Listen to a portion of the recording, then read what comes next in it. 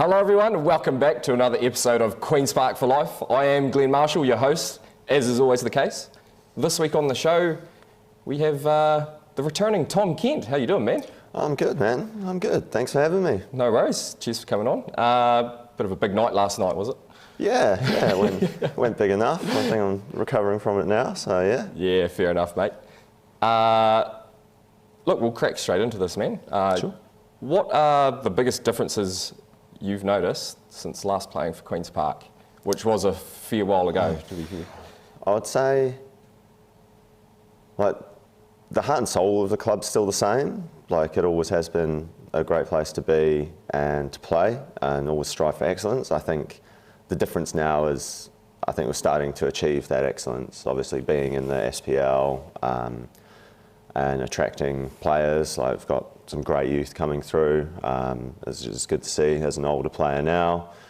So it's just good to see Park being successful, not just in Southland, but up into Otago and towards Canterbury. So hopefully it just goes up and up from there. Yeah, sweet. And you have obviously come back this year from Melbourne. Mm-hmm. Were you playing over in Australia? Or? Yeah, I did, yeah. I played in Australia the whole time. Yeah. Oh, yeah. Who for? Which club? I played for a club called Collingwood City FC. So, yeah, that was a good time. Like, went through 3 or 4 promotions with them. Oh, cool. Yeah, so had a good time. Celebrations then? That's it. Yep. Won a few cups, so that was good. Yeah. What has surprised you the most about playing in the SPL? You've obviously had previous experience in that league, playing for Dunedin clubs and. Yeah, I think it's an interesting one to think about because I was a lot younger when I was playing in it originally. I would say the football's changed, like it's a less physical game, it's more like tactical and technical. And I think maybe one of the differences is, I guess, the loss or the amalgamation of tech and cavi, right? True, that takes a bit of true. quality out of it. Because they used to have some top teams that would go a long way in Chatham Cup and whatnot. So, yeah, I'd say, yeah, the football's faster and more technical than it was previously. Yeah. But maybe lose a little bit of the top quality to the South Island League. Yeah, of course, yeah. With obviously with a couple of teams from Dunedin being in that league, that's going to happen, isn't it? Yep. What are a couple of your favourite memories of being at Queen's Park? Obviously, I think the 2 Donald Greys I won with Queen's Park. I think the first one was my first or second season. I was 15, 16. So that was great. Was it? Yeah, maybe 04, 05. Yep. Yeah, it must be 04, right?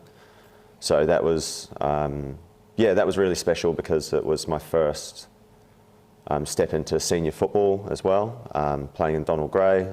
Straight into the winner's circle. That's it, straight in. So I'll take that, absolutely. Yeah, it was a good, strong league. And yeah, I really enjoyed that. Probably then the second one.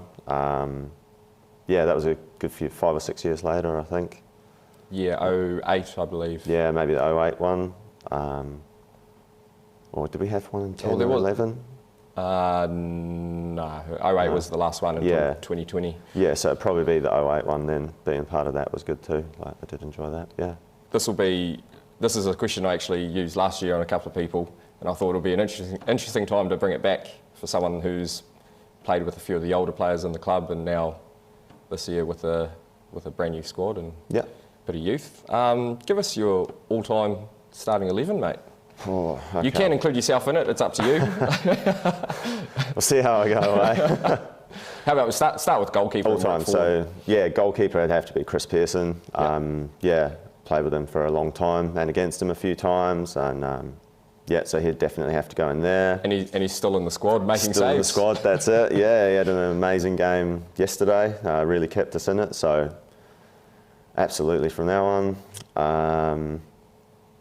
I think the backline's an interesting one. Probably have to put Spenny at left back, I think. Centre backs, probably be Jamie Sharp, I'll put as one of them. And then, who else would I put? It's whether you'd have Boiler at centre back or right back, I think. Be a tough one to choose. Maybe put him centre back, go Calum right back. Let's say go 4-2-3-1, what we currently play, yeah? Yep, so, fair enough. You'd have to probably have Rio and Corey holding. On the right, I'd go Tristan Baldy.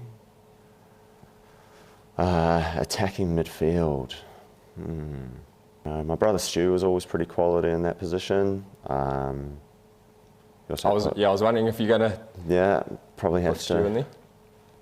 He's definitely one of the better players I've played with, although I do have to admit that. Who else would we go? Attacking mid and left. I'd put Burgee up front. Go attacking mid Stu, and then on the left, maybe Johnny Cox. I was wondering if you're going to whip that Coxie, name out. Yeah, I think that'd have plenty of goals and creativity, and then I think that'll be a good SPL team, to be fair. Yeah, I think they'd go all right. I was fortunate to play with most of them in the Southland teams as well when that was part of it in the old SPL. Yeah. And yeah, I'm sure if I wanted to put myself in, maybe interchange myself somewhere into defensive mid or centre back maybe. Swap out Jono. Nah, can't swap out. Yeah, that'd be a tough one. No, fair enough, mate. That's a brilliant squad. It's always interesting to have these sort of hypotheticals. I'd love to see maybe AI one day we can get these teams on the pitch, in a game. Absolutely, it'd be good to see, right? If you put all of us in our prime instead of having the old ageing and youth. yeah, for sure. So how have you actually found the move back to Invercargill? Has it been a bit of a culture shock coming from Melbourne? Or? No, not at all. Obviously, I've come back and visited family. Like my parents are still here, and my brother Stu did live here for a while as well, so I've seen them. I think it was actually really nice, quite refreshing to come home. Melbourne is a big, busy city, so I have really quite enjoyed moving out of the rat racey sort of attitude. People are just generally nicer down here, and not spending 40 minutes in the car to get to anything is also a big positive. Yeah, true. That'll get you to Gore, mate. Exactly. Between that and I guess, just nice being home around family. I think it'd be a great place for my daughter to grow up. So I enjoyed my time here growing up, and it's good to come back now. Awesome to hear, man. Right, we will go through yesterday's results. Starting off with the SPL team, who had a sort of gritty 3-1 win, I'd say. Certainly a dominant first half performance to go 2-0 into the half, thanks to Cam and a Rio penalty, wasn't it? Yep. So 2-0 at the half, and then, as you'd expect, Hearts put in a shift in the second half and sort of drew themselves back into the game with a set piece goal. Yeah, they don't ever give up, Hearts. A lot of fight in them, so we always knew we were up for a battle, and it was good to get that third goal and close it off, I'd say. Yeah. Dylan sinking that one off his right foot. Off his right, yeah. Nice tidy finish. Maybe not the second half performance the supporters were looking for in terms of goal scoring action, but it bogged it down a bit more, didn't it? Obviously, Hearts using the conditions, getting that bit of wind and the sun can kill off a bit of quality, especially if your team plan is to go long a lot. It can kind of take it a bit out of it for the fans. But I was really pleased with our mentality to go on and win it and hold the game out. Yeah, that's right. And when you go 2-0 up in the half, you want to win the game from there, obviously, don't you? And absolutely. Boys did that. So, that's brilliant. Lifts us up to 6th place, I believe, on the table. So that's, climbed 4 or 5 spots in the last couple of weeks. Brilliant to see. Long may it continue. Yep, absolutely. Keep the streak alive. The Donald Gray team had a Friday night game against Old Boys Reserves and came away 5-1 winners. We actually went 1-0 down off a counter-attack in the 15th minute, but then scored 5 unanswered goals. 2 quick goals near the end of the first half, and then Matt Callum in an own goal in the second half killed it off to give us the 5-1 win. And the women, 4-0 on the day, 4th Colt Cup in a row. Just bloody brilliant. What more can you say? Yep, love it. Unfortunately, didn't get to see any of the game. You guys had the early kickoff. But yeah, no, just congratulations to them. Congratulations to Leanne, her 3rd in a row as a coach. So yeah, I don't think you can say too much about it. I think it's all been said. Yeah, absolutely. Yeah, as you said, with that result, long may it continue, right? Yeah, that's it. So they have one more game to finish off the Colt Cup round, and then they'll move into the Knockout Cup. Van, Ruby and Tyler Andrews got 2 goals to round out the 4. I think it was 4-0 at half time too. Oh, nice. Pop the champagne at the end. Yep. Division 2, Editors Cut drew 1-1 away to Gore to exterminate their hopes of a Div 2 Cup win. And Division 2, Level 1, I believe, were also 1-1 against Thistle. Righto, man. Well, it's time for everyone's favourite segment of the show. We'll start things off with a 5-question quiz, each question being worth 10 points per correct answer, and you get roughly 10 seconds to answer, or you're cut. All right, let's do it. Righto, mate. Question number 1. Who scored for the Warriors to seal a 21-20 Golden Point win over the Canberra Raiders on Friday night? I have absolutely no idea. Fair enough, mate. It was Sean Johnson. Thank you. Question number 2. England need how many wickets on the last day of the 4th Ashes Test to keep their chances of regaining the urn alive? I also have no idea, but I'm going to guess 4. Oh, close. It's 5. Oh, come on. Close. Unlucky there, mate. Question number 3. Who scored the only goal as New Zealand defeated Norway in the Women's World Cup opener? Oh, I can't remember. I can't remember her name. Nah, I'm cut on that. I'm going 0 for 3. It was Hannah Wilkinson. Question number 4.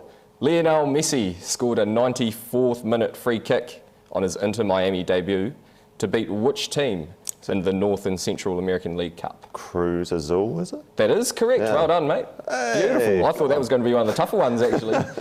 Yeah, no, spot on. Well done.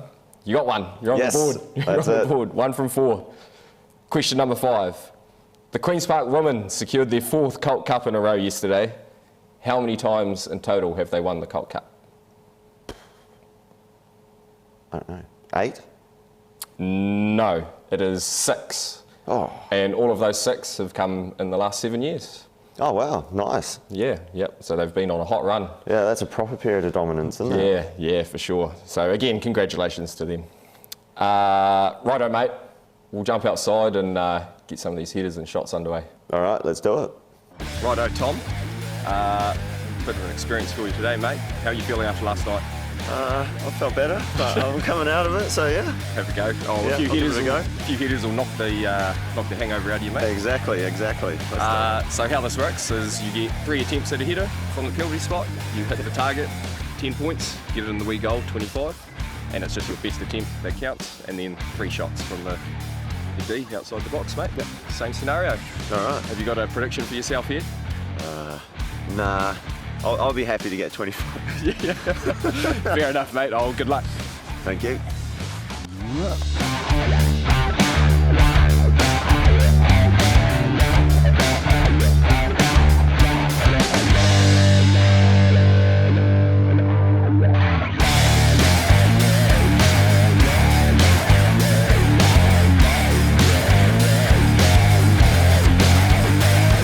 Get this.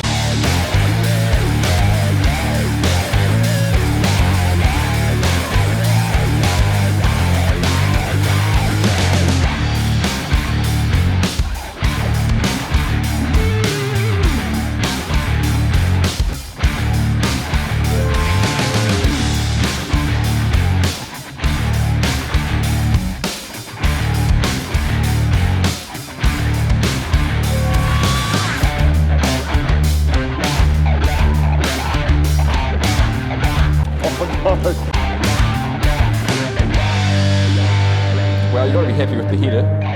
Yeah, definitely happy with the header. That was spot on there, mate. Left wanting a wee bit with the shots, we'll say. Yeah, that's a nice way to put it. Yeah, absolute rubbish. Not even close. But I'll take the header. I was surprised I got that. So yeah. Yeah, 35 points total, mate. 10 on the quiz, 25 out there. Middle of Easy. the pack. Perfect. I'll take that. Yeah. Righto. He got everyone spot on last week, 3 from 3. So the bookie's back again to have another nudge and collect your money.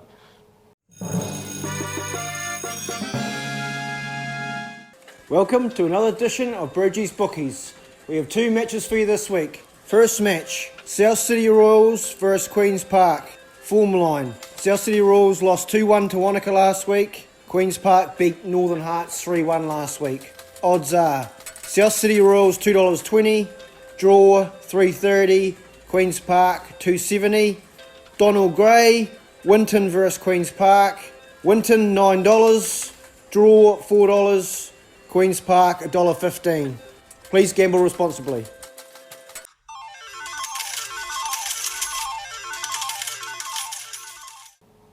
Oh, some more outstanding predictions there from the bookie. You've known Bridgie a long time. Yep, I have done. You wouldn't bet against his bloody thoughts? No, I'll give him benefit of the doubt. Yeah, yep, exactly. Okay, we will go through the draw for this week's games. The SPL team are back to Dunedin against the Dunedin City Royals, kicking off at 2:45. I'm not actually sure, where is that being played? On the turf again, I think. The turf, yeah. Right, okay, fair enough.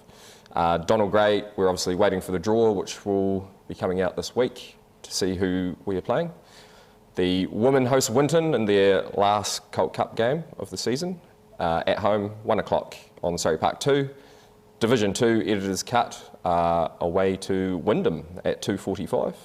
And Division 2 Level 1 host Waihopai, also at 1 o'clock on Surrey Park 4.